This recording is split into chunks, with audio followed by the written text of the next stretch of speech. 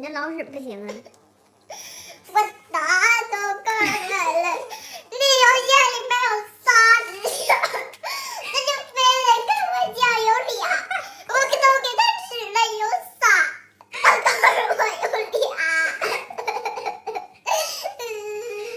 Hey, Rico here. Hope you guys are doing well. So talking about China and kind of this gray area they have with children, there's always been like this weird situation going on when it comes to kids and the culture, and we can go back for like years and years ago when children were seen as a way to progress the family, but also as like a bargaining chip, and chips that were divided so between like the genders, like female girls weren't really wanted. Then it was like, okay, we want mostly boys, and then there was a law where it's like you're only allowed to have like 1 child, 2 child, and that's about it.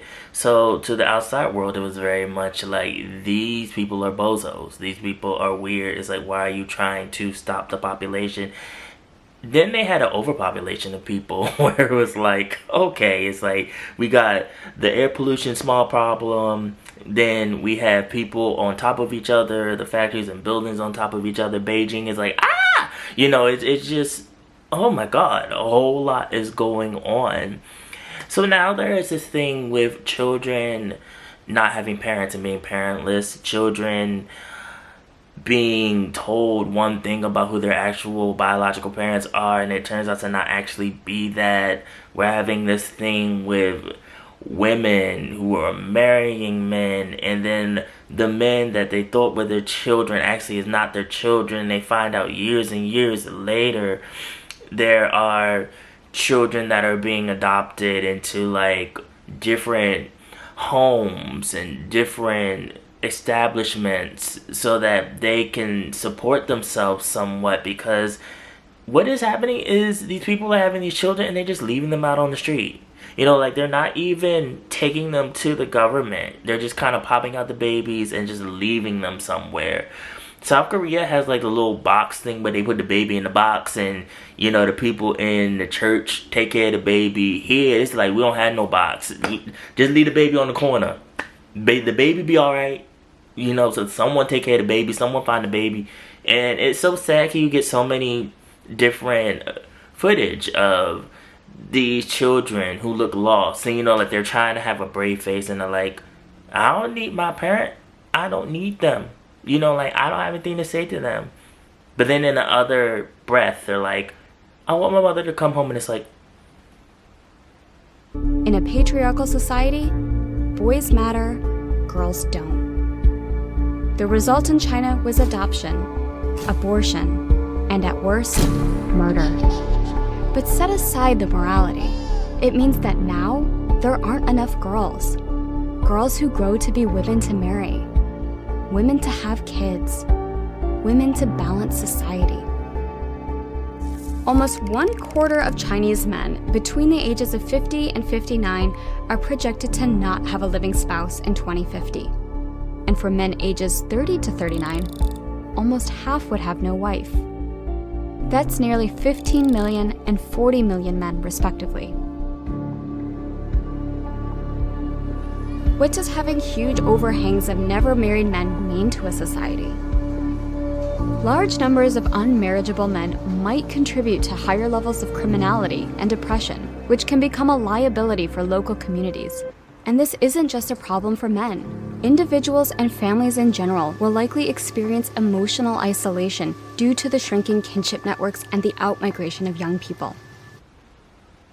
So there's just one story that is very recent. It has to do with this man who came onto a platform and told his story about how he had a run-in with his 2 children. And it all started with when him and his wife had gotten a divorce, and they went to court, and a lot of the assets had went to his ex-wife, but then he still got to keep like his land and some of his own things that he came into the marriage with. And they had 2 children. So years had gone by and the 2 children got older, and recently they came to confront their father with their mother because they wanted his land. Even though he had been taking care of these two for over 22 years, all of a sudden one of the sons comes and they have a huge fight. The one son gets violent, tries to punch him, throws him up against the wall, chokes him. I don't know how parents deal with this. My parents would never. My parents would knock me so far down into the ground that I would think that I was casket sharp. That's how far down in the ground I would be hit if I ever laid my hands on any of my parents or any of my elders. I would feel the wrath of my actions.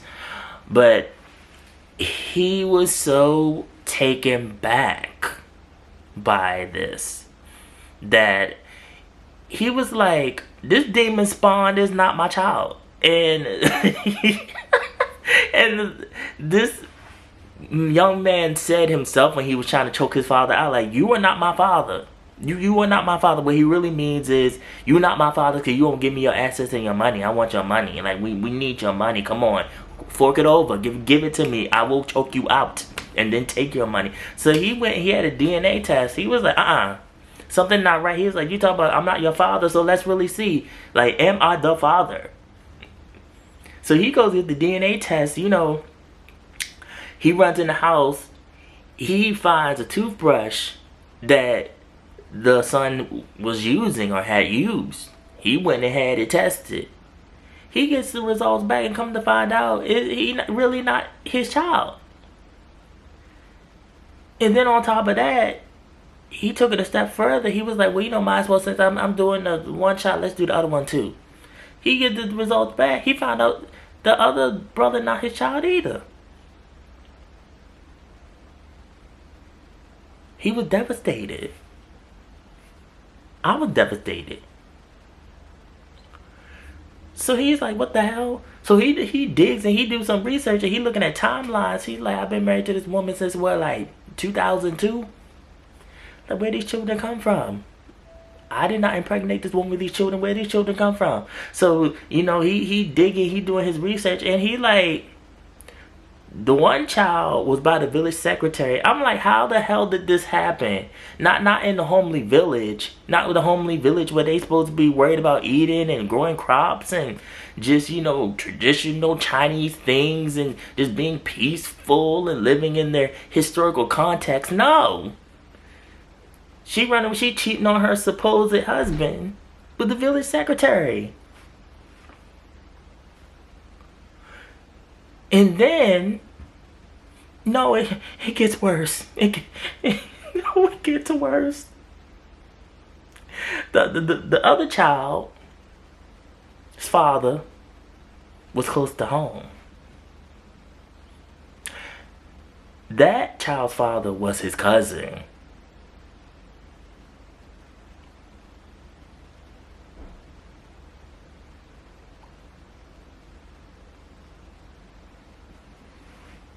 I'm speechless. When I read this story, I said, oh. So, you know, he confronts his ex-wife. He was like, the hell you were doing? I was taking care of them for over 22 years, giving child support. My parents were taking care of them. And they not related to me. And then on top of that, he trying to put his hands on me like I'm a boxing bag. Like he trying to choke me out and everything like that. Trying to take my assets. And he not even related to me. Make all of this make sense. She like, you trying to play. Because this man got remarried. He has another wife. So the other wife was in the picture. I know she probably like, take your crazy ghetto kids and your ghetto wife and please get them off my land. I know she probably said, when she found out that she was a Rolling Stone like that, no, she said, I told you she was a whore. So he goes to court. And he sued her. He's like, I want my back child support back. You know how women like, the man owed the back child support because they weren't doing nothing for the children that they were doing. He was like, no, I want that back child support back for everything that I've done. And she's going to sit in court and be like, no, his ex-wife manipulated that and this is false and it's not real. It's like, How's she gonna manipulate the DNA on a toothbrush? Oh, okay, lady. So the court was like, obviously he got the documents. Those are not his children. The grandparents are sitting there like they're devastated. They're like, who are you? They're looking at them like, who are these people? I do not know them. It's like all the time we've lost. Like we thinking these are our grandchildren. These are not our grandchildren. This is somebody else's grandchildren, someone else's kid. So he's like, okay, I'm done. Like he cut ties with the cousin. The cousin's wife left him. I would hope she would have enough dignity to leave him. This going on for all these years, and he had to have known that was his child. So you mean to tell me he was coming around at the family reunions knowing that's his child, and his cousin is taking care of his own child? Ooh. But this falls in line with the whole idea of culture with dealing with children and how children are handled in East Asian culture. It has a lot to do with shame. It has a lot to do with upholding the family image. And when you have a child and it's not in the way that abides to the culture, it brings shame to the family and the family lineage and the family line, the family image. So a lot of times what they try to do is hide it, put the child off on somebody else, get rid of the child. The abortions are very real, and if they can have it without anybody knowing about it, and they go on about their life, la-di-da-di-di, I did not create anything, I am still pure, I am still a virgin. They do all that if they can do it. It's very much about, does this in line with my image? And if it does not, then I'm gonna have to do something to change it. And so that's why there are so many children that are out in China that are very lost. That's why there are so many women that are playing games and that are deceiving men, deceiving themselves, deceiving their family, because they know that if the truth came out about what was really going on and what all the dirty stuff that was done in the dark, it would bring shame to their family. The name of this man is Chen Jixian. In 2006, when he was 29, he was introduced to Yu Zia, who was 8 years younger than him. When they met, they liked each other right away. Chen Jixian thought Yu Zia was very simple. She didn't wear makeup and didn't have habits like smoking or drinking. They quickly started dating. Not long after, Yu Zia became pregnant. As a responsible man, Chen Jixian, with everyone's approval, married Yu Zia at the end of 2007. In August 2008, their first daughter was born. 我又不重男轻女，其实我告诉你，生第一个的时候是女儿，我很开心。 A few years later, Yu Zia suggested they have more children, so their first daughter would have company. Although Chen Jixian thought it was unnecessary and was worried about their financial situation, he agreed. Their second daughter was born in March 2011. Surprisingly, a few years later, Yu Zia asked for another child. Even though Chen Jixian thought this was a little strange, he, always trying to please his wife, agreed. Their third daughter was born in October 2018. 到第三胎的时候，他又跟我说他想给我生个儿子。我说我不需要儿子，我想有2个孩子够了。我硬要吵着要生，也是于小坚持要生的。 He built a 3-story house in his hometown and prepared a room for each daughter. Then he bought a car, and whenever possible, he took his wife and daughters on trips. To do this, Chen Jixian took out a large loan for the house and car, which forced him to work constantly. While working on long-distance trains, he could only return home 3 or 4 times a year. Even after changing jobs, he could only come back once or twice a month. While working on long-distance trains, he could only return home 3 or 4 times a year. Even after changing jobs, he could only come back once or twice a month. He installed security cameras at home to check if everything was okay. One night in 2021, after a day of work, he asked his wife what she was doing. She said she was getting ready to sleep with the kids. However, when he checked the cameras, he saw that the house was empty. This made him suspicious, so he installed tracking software on his wife's phone. 定位发现他在衢州的一家宾馆。 Chen Jixian drove to the hotel, But when he arrived, he didn't have the courage to go up. He waited until 9 a.m. the next day, when he saw his wife leaving the hotel with another man. With the evidence in hand, Chen Jixian didn't hesitate. He confronted his wife in front of her family. And so, at the end of the day, a lot of these lies come back. Because the child finds out, somebody finds out, it's going to uncover itself. And look what happened with this situation. It took just a simple conflict and altercation for this man to be like, something is not right. And I do really wonder if his supposed child at the time knew that he really was not his child. Because the way he went about saying it in that moment, in a fit of anger, I want to believe that he just said that just because he was angry. But who knows? You know, maybe the wife had let them know that that really was not their biological father. Biological fathers. Heck, she might not even know who the biological father is. Who knows? I'm going to be honest with you. Who knows? But I'm happy that he caught on, because they would have tried to take everything from him again. And the wife would have allowed it and would have been in on it. It's sad how unforgiving the wife is in this situation, and how she doesn't really feel too much remorse. It's just very much like, oh, he found out about it. He cut ties with me and his cousin and everyone. And, you know, the court case is this. And meanwhile, this man is broken. He is on social media. He's telling his story. He is not okay. He's a broken man, because this is shocking. It's like having the rug pulled out from under you. And you're thinking that the whole living room and everything is done. And then, you know, the rug slips out from under you. You flip and fall on your head. That's basically what this is. It's not a good situation. Like, I laugh at it because of the irony of it, but the situation itself is so sad. It's so dirty. I don't know how she went all these years doing this and sleeping at night and thinking that this was not going to come out, because it definitely is.